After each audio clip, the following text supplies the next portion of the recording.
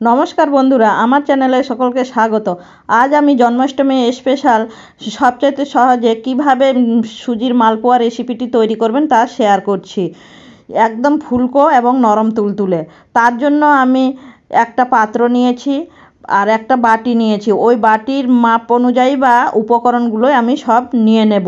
ওই বাটির মধ্যে ওই পাত্রের মধ্যে দিয়ে দিচ্ছি 2 বাটি ময়দা আর 1 বাটি সুজি আর 1 বাটি দিচ্ছি চিনি আর 1 চিমটে লবণ আর পরিমাণ মতো দিচ্ছি মৌরিটা দিলে স্বাদে ও গন্ধে খুব ভালো হয় বা খেতেও খুব টেস্ট হয়। সমস্ত শুকনো উপকরণগুলো দিয়ে আমি ভালো করে মিক্স করে নিচ্ছি।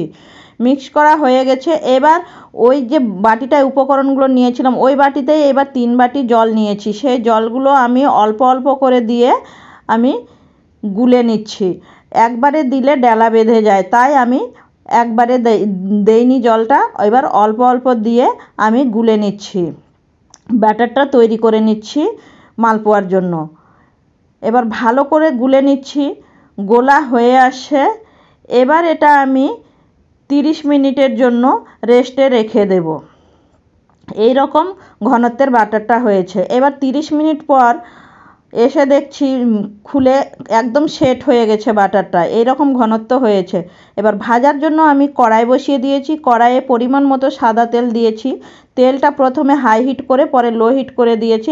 1 হাতা দিয়ে দিলাম বাটারটা দিয়ে দেওয়া মাত্রই দেখুন ফুলে উঠেছে।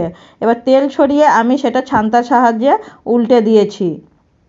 এইভাবে উল্টে পাল্টে আমি লাল লাল করে ভেজে নেব। যারা একটু কড়া খেতে চাও তারা লাল লাল করে ভেজে নেবে, আর যারা যদি কড়াটা পছন্দ না করো তারা অল্পতেই মানে ভেজে তুলে নেবেন। আমার চ্যানেলে নতুন হয়ে থাকলে চ্যানেলটি অবশ্যই সাবস্ক্রাইব করে দেবেন, আর এই রকম রেসিপি যদি আপনাদের ভালো লাগে তাহলে একটা লাইক করে দেবেন। এভাবে আমি লাল লাল করে পুরোটা ভেজে নিচ্ছি। আর পরিমাণ উপকরণগুলো যদি ঠিকঠাক দেওয়া যায় তাহলে সবগুলো মালপোয়ায় এরকম বলের মতো ফুলে উঠবে। আর এতটাই ফুলে উঠছে যে উল্টানো যাচ্ছে না।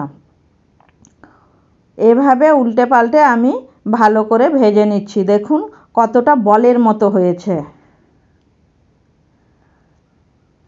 আর রেসিপিটা কেমন হয়েছে তা অবশ্যই কমেন্ট করে জানাবেন।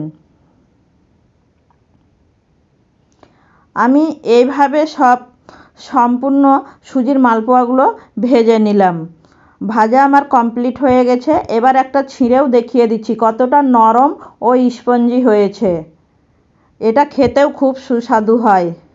ভালো থাকবেন, সুস্থ থাকবেন। ধন্যবাদ।